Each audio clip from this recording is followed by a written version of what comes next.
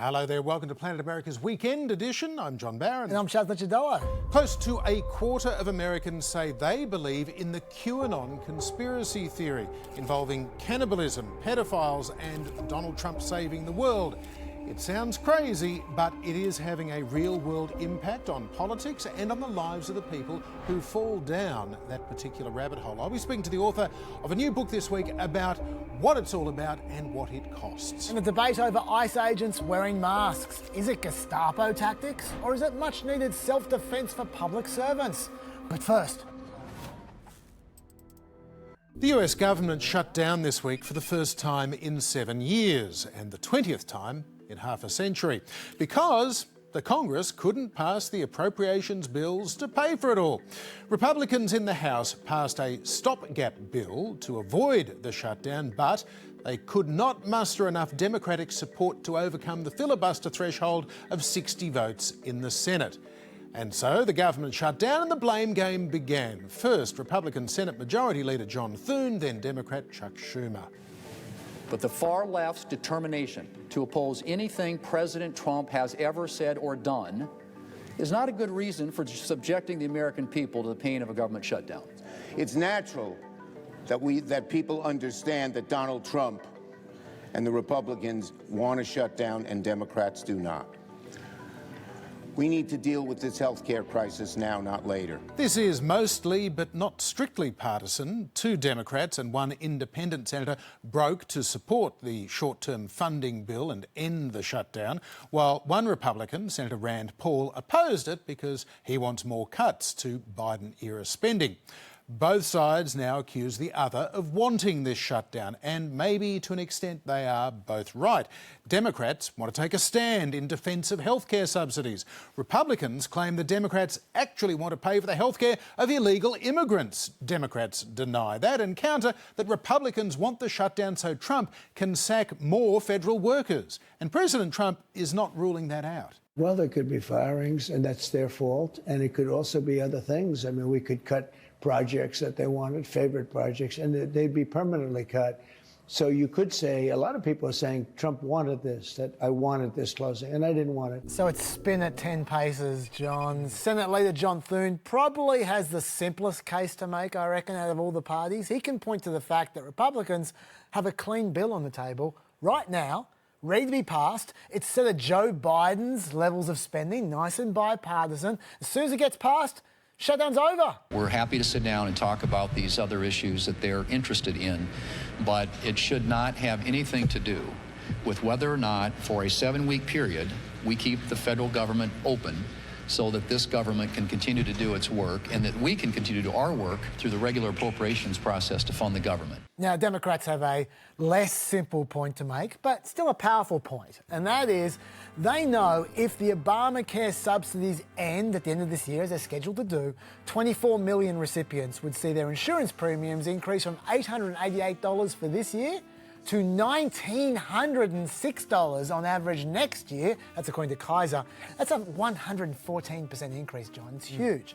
And this would particularly affect red states. Senator Tammy Duckworth tweeted out some extremely interesting stats, if you have a look, about Obamacare premiums being about to jump from 150% in Louisiana all the way up to 387% in West Virginia and in between for a bunch of other red states. This is bad news for those red states. An interesting argument there, but it got a whole lot more complicated when then the Supreme Court inserted themselves into this debate this week. They just handed down a temporary ruling allowing Trump to basically cancel $4 billion in foreign aid spending that he's supposedly required to spend according to a congressionally passed law. Now, you might be wondering, sorry, what does that have to do with anything we've just been talking about? Well, it's very simple, John. If the Supreme Court is saying Trump can just cancel any spending he likes, anytime he wants, then that means the Democrats can do a deal with the Republicans and then Trump can just turn around and break the deal. He does it, doesn't matter what they put into law, he can just do whatever he likes. So Democrats then say, well, hang on, what are we doing here? We can't make a deal that he's going to stick to. How do we resolve this situation? Trump will just do whatever he wants.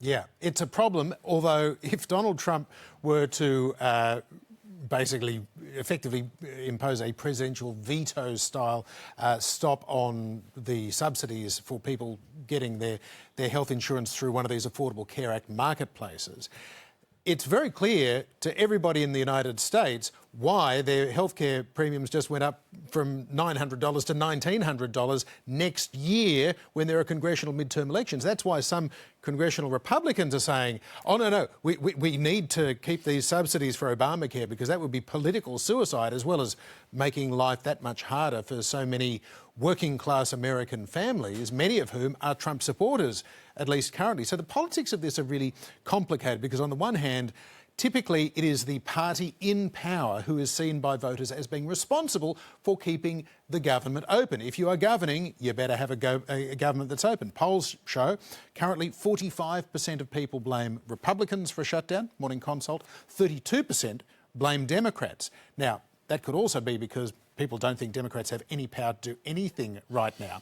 But unlike the earlier bills that we saw this year, whether it was when the budget came up in April or the big, beautiful bill in July, Democrats can obstruct this series of spending bills and the stopgap measures with the filibuster in the Senate. You can't use a reconciliation process for this under current rules. They could get rid of the filibuster, which could happen if this drags on for weeks.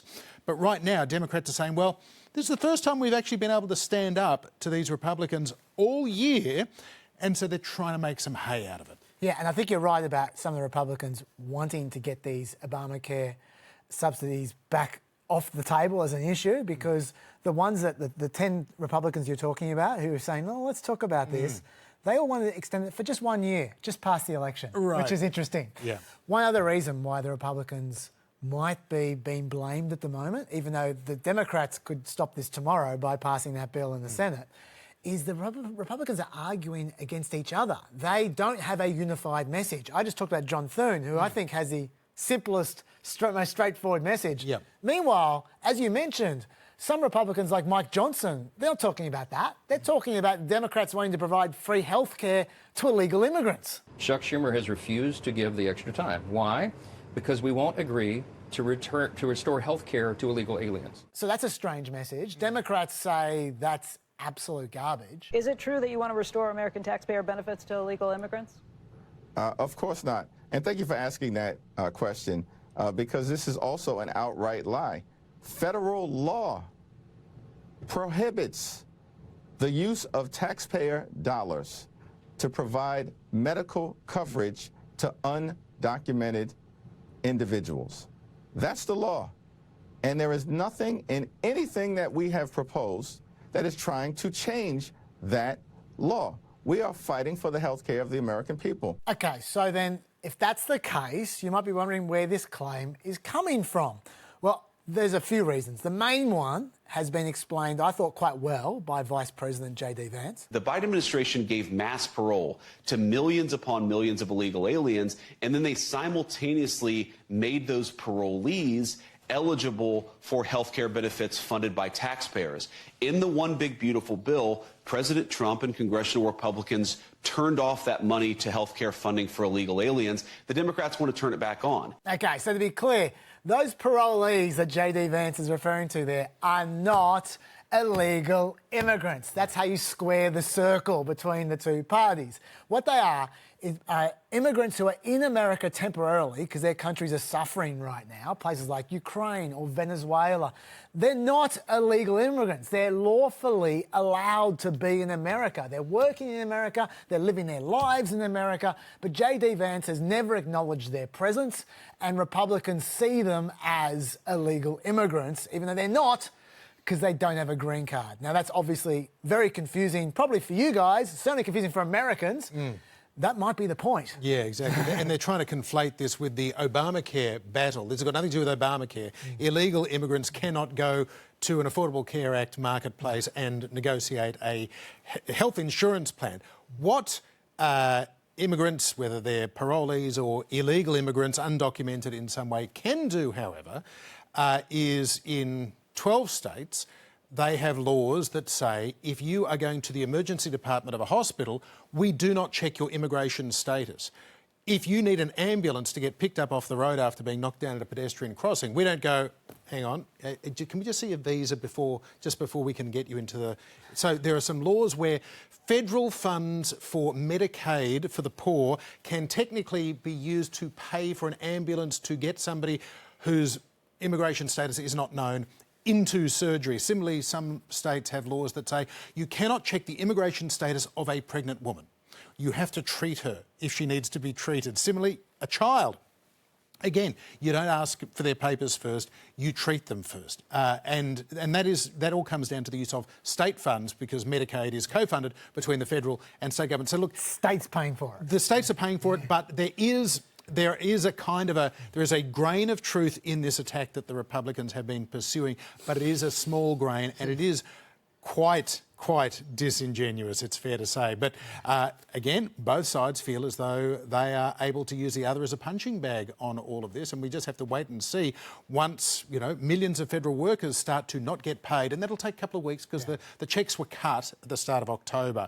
So nobody's working without pay technically yet, and they will get back pay if they don't get paid in mid-October. But every day this goes on, the pressure increases. Talking about being at each other, I haven't even mentioned Trump yet. Now, Trump has invented an entirely fictional list of demands for Democrats, never mind the legal immigrant healthcare. He's saying Democrats are going to keep the government shut down until, firstly, they do get free healthcare for illegal aliens, but then also until taxpayers are forced to fund transgender surgery for minors, until they can have dead people on the Medicaid rolls, until illegal alien criminals are allowed to steal billions of dollars in American taxpayer benefits, until they force America to again open its borders to criminals, until men are allowed to play in women's sports, until essentially transgender operations are created for everybody. What's wrong if dead people are on Medicaid? I don't imagine they have high healthcare costs at that point. That's a good point.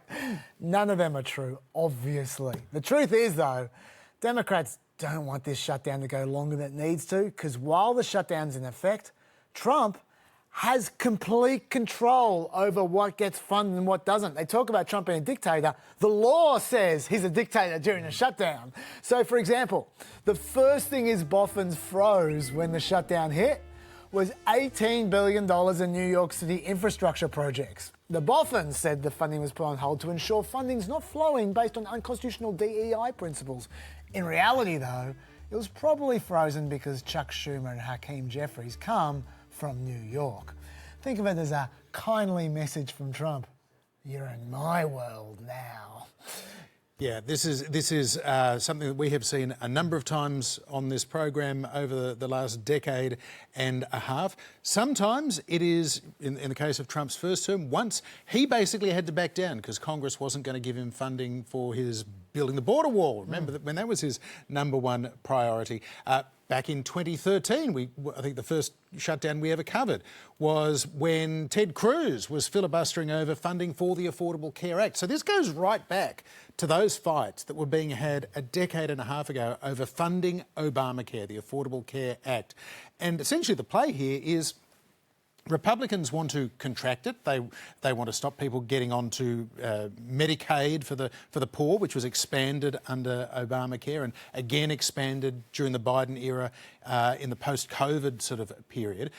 They want to contract all this back to say these programs are only sustainable if they are just about the people that they were targeted to in the first instance. Democrats still want to preserve Obamacare, preserve the expansions of Obamacare under Biden, and they see this as chipping away at that. But at the same time, they also know if they go to next year's election with this as their main issue, then Democrats will have a very good midterm and they'll take back the House next year. Also, Democrats just simply can't afford to just roll over because they just rolled over in March. Chuck Schumer almost got himself a primary as a result of that.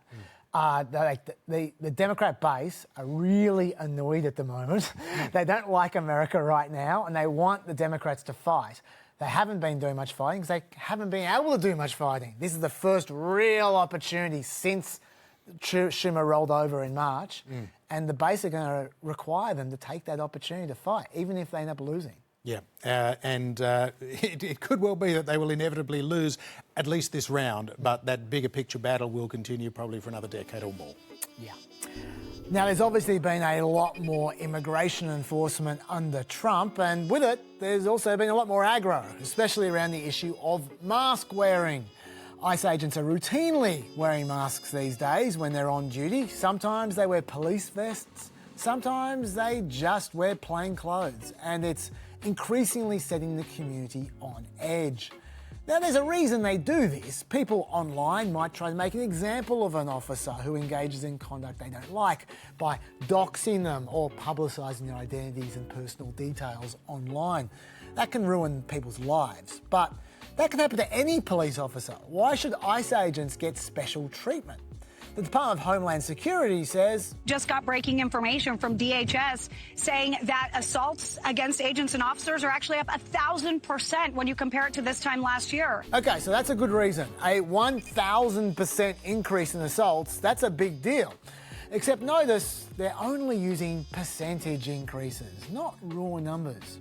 I wonder why. Maybe it's because they're comparing the numbers to only 10 assaults on ICE agents in the first 6 months of last year, which means there have actually only been 79 assaults in the first 6 months of this year. And to put that number in context, NYPD, which has about twice as many officers as ICE, had about 1,000 assaults in the first 6 months of this year, 12 times as much. I'm sorry I don't have more up-to-date stats than going up to the first 6 months of this year.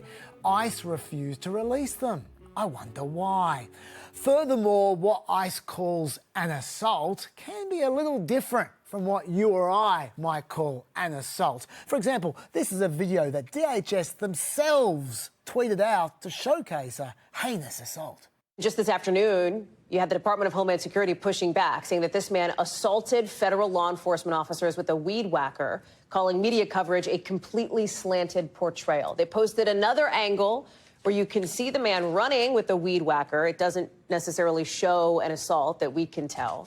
This man, now confirmed by NBC News to be Narciso Barranco, a landscaper working in Santa Ana. Not much of an assault there. And by the way, don't think that was a one-off. There have been a number of these so-called assaults that have been publicised. When you see the video, you go, that ain't an assault. It's just an old lady just placing her hands on an ICE agent. Anyway, I don't want to give you the impression that ICE agents have nothing to fear, because they do. ICE facilities have been shot up a number of times this year. Targeted violence, that's how the FBI is describing this morning's shooting at an ICE facility in Dallas. One ICE detainee was killed, 2 others were hurt. And while ICE resolutely refuses to give any examples of ICE agents actually being doxed, I do find it easy to believe that that may well have happened. The question is, though, how do you strike a balance between providing officers with the protection that they need while not creating unnecessary antagonism between law enforcement and the community? Not to mention creating confusion where either people might assault ICE agents because they think that the ICE agents are actually kidnapping them, or criminals might impersonate ICE agents, which does happen. Where are you from, Mexico? You from Mexico? A warning tonight from authorities about people impersonating those agents. You're going back to Mexico.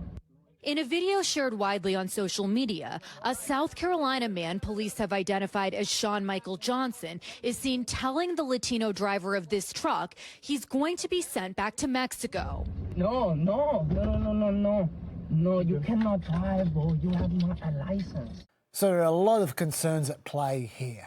Enter Gavin Newsom. Governor Newsom just signed a package of bills to take on the Trump administration's immigration crackdown in California. And that includes a measure that bars most officers from wearing masks during their operations, a first of its kind. These masked men did not provide any information, name, badge number, hidden from accountability, any transparency, any oversight. That's Trump's America, but it is not the America we've grown up in. Newsom's new law applies to most local law enforcement officers as well as ICE agents, but acting US Attorney for the Central District of California, Bill Asaley, says that California's law to unmask federal agents is unconstitutional, as the state lacks jurisdiction to interfere with federal law enforcement. Now, I'm inclined to agree with him, to be honest, and local law enforcement officers, they're not thrilled about this law either. I spoke to one of those local law enforcement officers earlier, Chad Bianco. He's the sheriff of Riverside County and a Republican candidate for the 2026 California governor's election. And I asked him whether he agreed that Gavin Newsom does not have the authority to ban federal officers from wearing masks.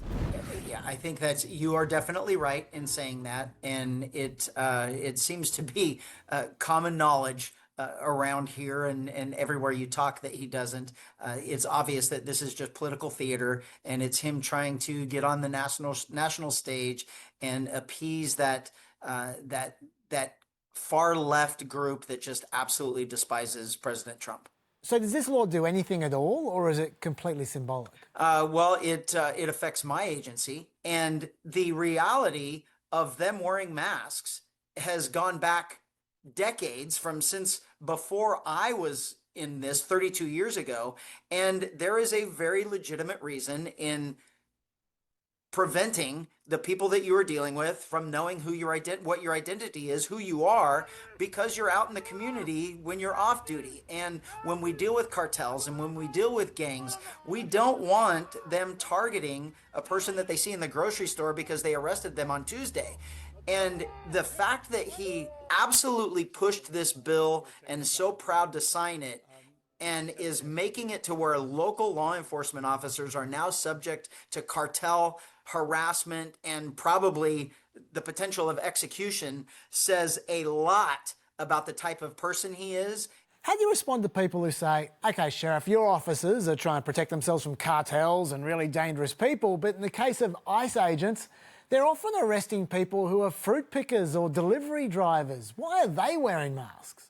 That is unbelievably rare. Unbelievably rare. They are targeting the criminals that they know where their addresses are. How do they know where their address is? Because they were booked into jail. We have arrest paperwork and court paperwork that gives us their address, that gives us their place of employment. And so they're just going out looking for these people. That's what's happening. That's the fact of what's happening. And sometimes there are, because they are with other people who may be here legally and not committing crimes, there are people that get wrapped up in this whole situation as a casualty of the immigration officials going looking for that targeted person. But they're not going to ignore other people who are here illegally just because it's not the exact person that they were looking for. Our residents here are being lied to about what these missions really are, truly are, and how they're going about them. So what's your view then about ICE agents who seem to be wearing masks all the time? They don't wear them all the time. That's an absolute lie. Do they have them on? Yes. Are some of them now? Absolutely. And I will tell you this, they would be crazy to not wear them right now because you have the governor calling them all Gestapo agents, saying that they're kidnapping people. He is an absolute liar. He is a fearmonger. He is trying to... The rhetoric that he uses, the rhetoric that Mayor Bass uses here in California is purposely meant to direct violence toward these officers. That is all it is meant for. They are doing it on purpose, and they have absolutely no business being in public service because they know they're doing it on purpose. And then when something bad happens, they're going to stand back and say, "Oh, it wasn't me. I didn't do anything." But they are the ones that are creating this. We already know that people are being targeted at their homes for working for ICE. My deputies are being targeted at home. My deputies' kids at school are being targeted and harassed because their moms and their dads are law enforcement officers, and it is going to do nothing but get people hurt. And it's disgusting. It is a sad state of affairs that we have allowed politics to sink to in the United States of America. And how do you feel about ICE agents arresting people when they're not wearing identifiable uniforms, just arresting people while wearing plain clothes? Does that worry you? No, and they don't. I mean, are there pictures of them out there as they're walking around? Yes. They're wearing identification. They're wearing bulletproof vests. They're wearing the ID that says agent or police or all of those things. Every single one of them have a marked unit with them for the lights and the sirens and everything else. What you are seeing on TV and social media is an absolute lie. It is an absolute lie, and it is solely meant to make you hate ICE agents. The same ICE agents that have been arresting people and deporting people who are in this country illegally for the last 100 years. This is nothing new. The president who deported the most people was Obama, President Obama, and everybody, all the Democrats want to seem to forget that and not talk about that. Trump has not deported more people than Obama did. That is the role of immigration officials, and it has always happened. And right now you have a political left led by a presidential hopeful, a failure of a governor, but a presidential hopeful who's trying to just rally his base by hating President Trump and hating the federal government.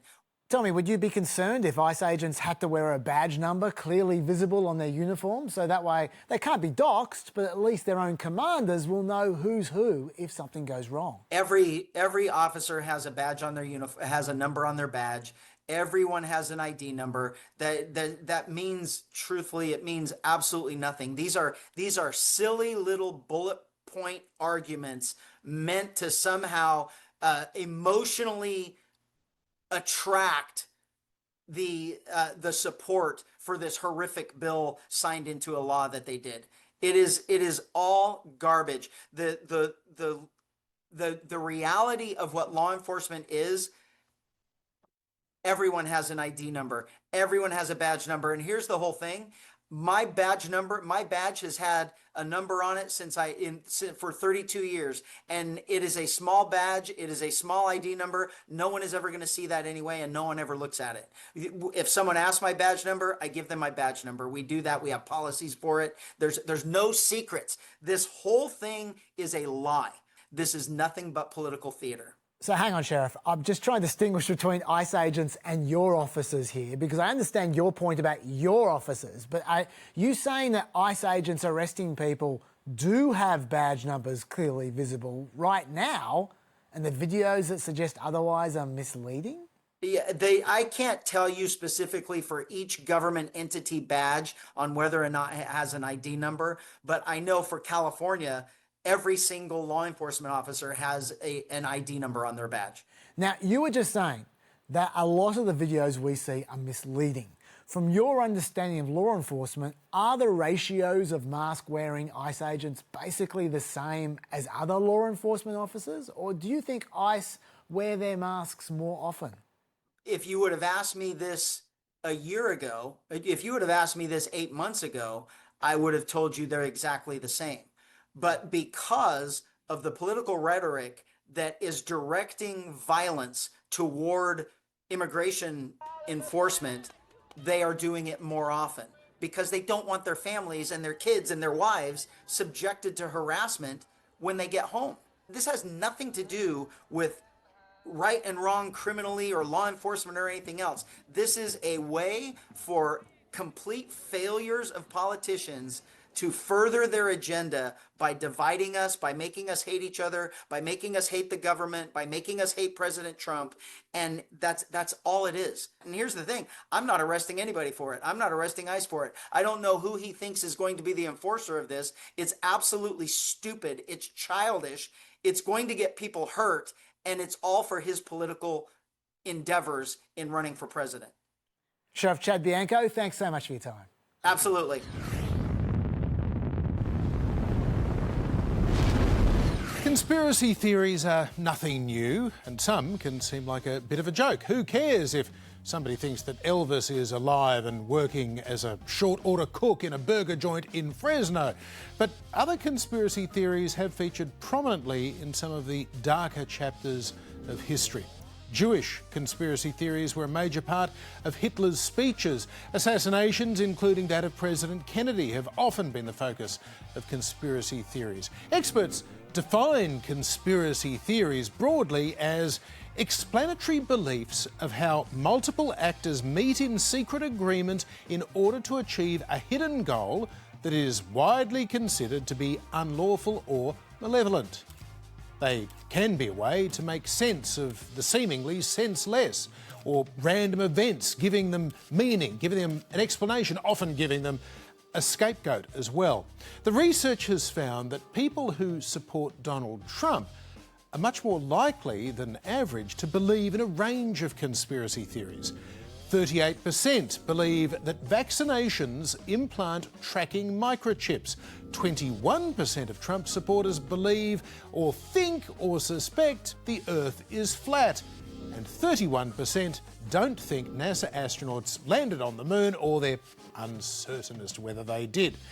And so perhaps it is not surprising then that Trump supporters have developed a far-reaching conspiracy theory of their own. This is QAnon, and it draws on a number of existing conspiracy theories, including anti-Jewish and anti-globalist themes, and also draws in ideas about Jeffrey Epstein and Democrats like the Clintons and the Obamas. It runs parallel to many political narratives that Trump pushes himself when he talks about the deep state and draining the swamp. And polls have found as many as 23% of Americans believe in the QAnon conspiracy theory. Believers in the conspiracy were among the crowd that attacked the US Capitol building on January the 6th, 2021. And Donald Trump continues to give them occasional nods and winks, mostly on social media, reposting this image recently on his Truth Social. Notice the letter Q on his left hand and the ominous message, "The world will soon understand. Nothing can stop what is coming." QAnon really took off during the COVID pandemic, and many believers were also vaccine skeptics. Trump was asked what he thought about all of that in 2020. During the pandemic, the QAnon movement appears to be gaining a lot of followers. Can you talk about what you think about that and what you have to say to people who are following this movement right now? Well, I don't know much about the movement other than I understand they like me very much. Which I appreciate, but I don't know much about the movement.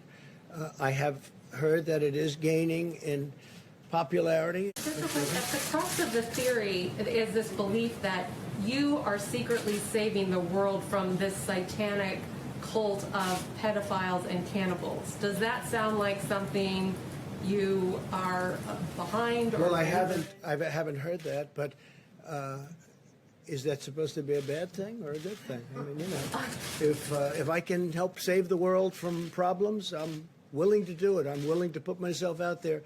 And we are, actually. We're saving the world from a radical left philosophy that will destroy this country. And when this country is gone, the rest of the world would follow. So he did nothing at all to disavow QAnon, and some took that as confirmation that it's all true. Meanwhile, prominent Trump supporters like Georgia Representative Marjorie Taylor Greene have promoted all sorts of conspiracy theories over the years, including that California wildfires were started by a space laser beam which was controlled by a Jewish banking company, and she was also a believer in QAnon, although after she was elected, she claimed that's no longer the case. Well, like a lot of people today, I had easily gotten sucked into some things I'd seen on the internet, but that was dealt with quickly early on. I never campaigned on those things.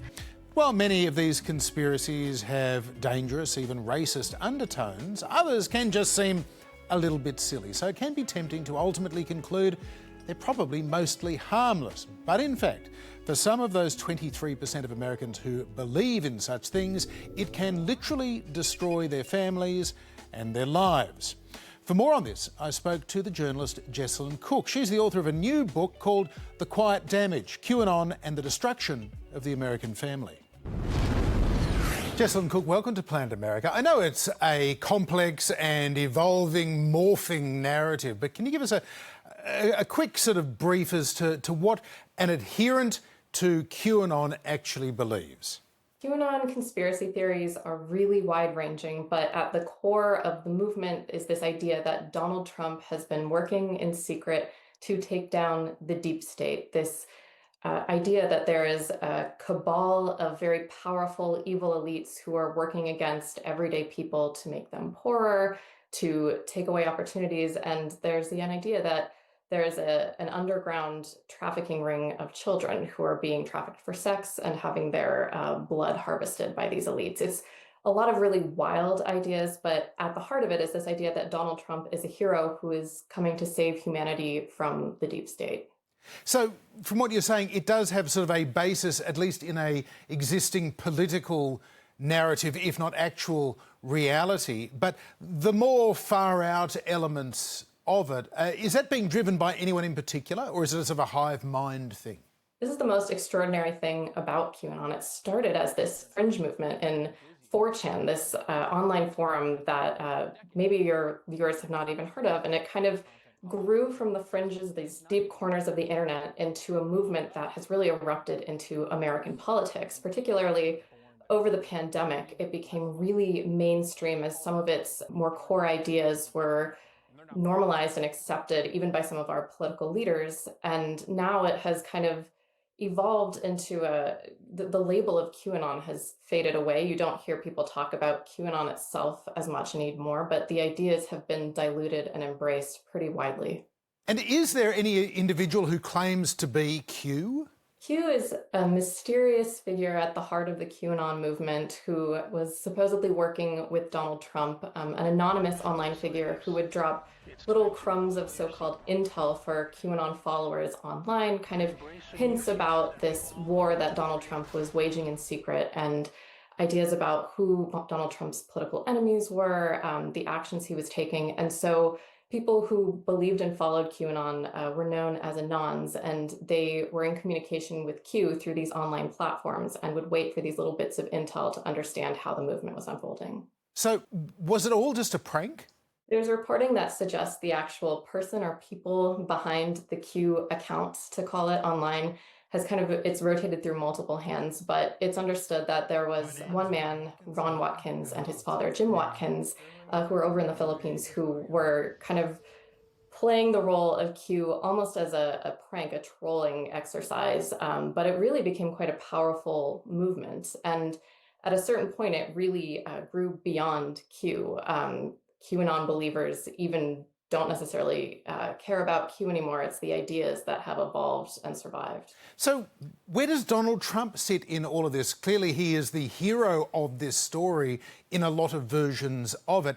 And he does send these little nods and winks through social media and panders to this set of beliefs. So where does he fit in? We really saw Donald Trump's relation to QAnon expand during the 2020 election, when it seemed like he was kind of winking and nodding at the movement, not explicitly embracing it, but certainly refusing to condemn it. He was given the opportunity multiple times to condemn QAnon, and he described them as people who love him and people who love America. And so, of course, QAnon believers are very supportive, have been very supportive of Donald Trump. He is the hero of their movement. And it seemed clear that there was an understanding of Donald Trump that these people were part of his base. And so he kind of embraced them tacitly. And we've seen, Jesselyn, the likes of Republican Congresswoman Marjorie Taylor Greene, although she now disavows her earlier belief in QAnon. She's peddled a lot of these QAnon conspiracy theories. And she is also obviously very much deeply ingrained in the Trump MAGA movement. So is QAnon and MAGA somehow connected at a fairly intrinsic level? For a while, it seemed like QAnon was still kind of fringe. Even within MAGA, they didn't necessarily want to associate with QAnon. They didn't want that label. And now it's kind of beside the point, because the ideas really have crept into the mainstream without the branding. Certainly some politicians like Marjorie Taylor Greene have been more outwardly supportive of QAnon in some cases. Even Kash Patel, who runs our FBI, has links to QAnon.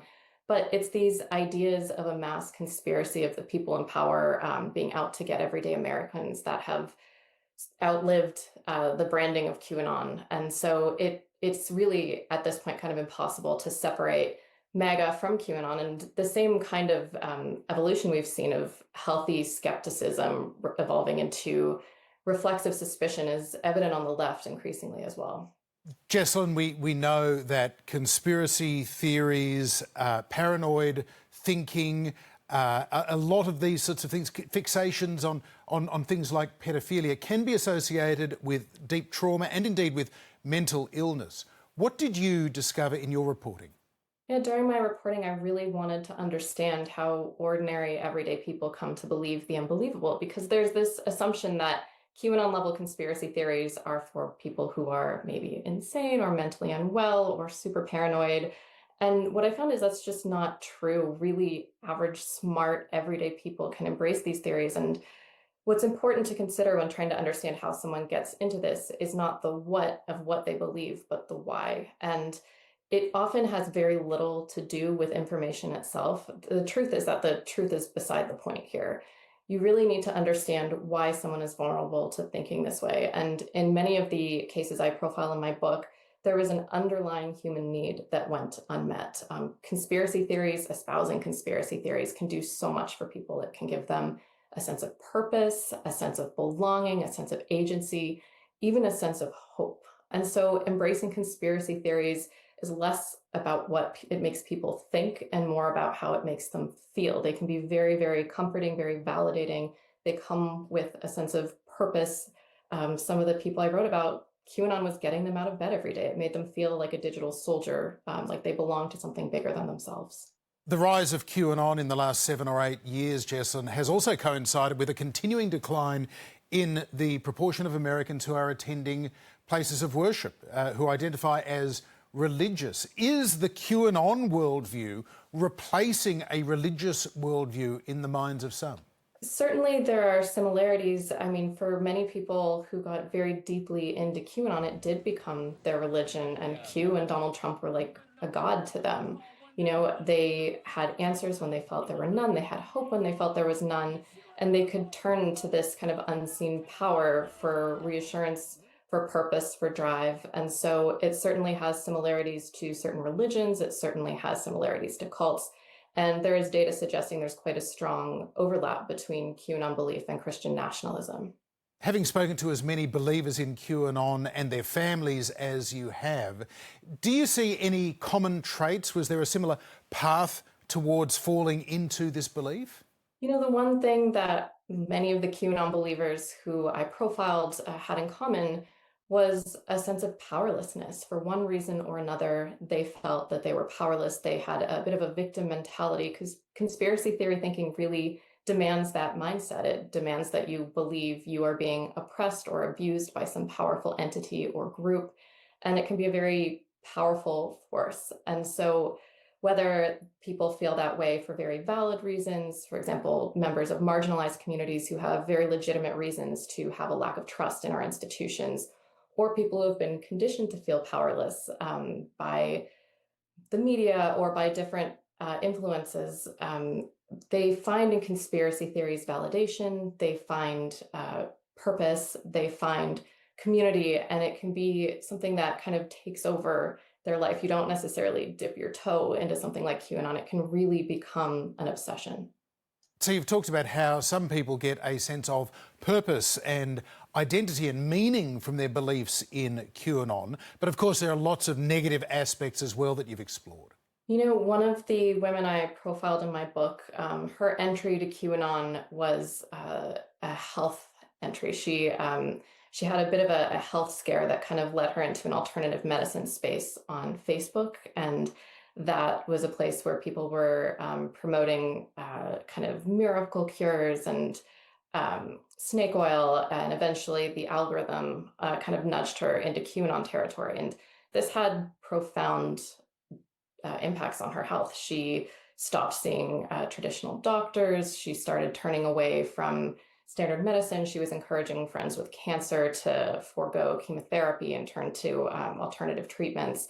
And so this ultimately ended in a health crisis for her that almost cost her her life. But there is so much that people lose at the altar of QAnon. People have cut off their friends and family. They have isolated themselves. They have been scammed out of tens and thousands of dollars. They have they've endangered their jobs. They've lost so much in their desperation to believe some of these wild theories. And it's really quite heartbreaking, because when this belief becomes so powerful to someone, it really feels like part of their identity. And when you try to debunk a false belief, it feels like an attack on them. And so it really pushes them far onto a ledge that's hard to come back from.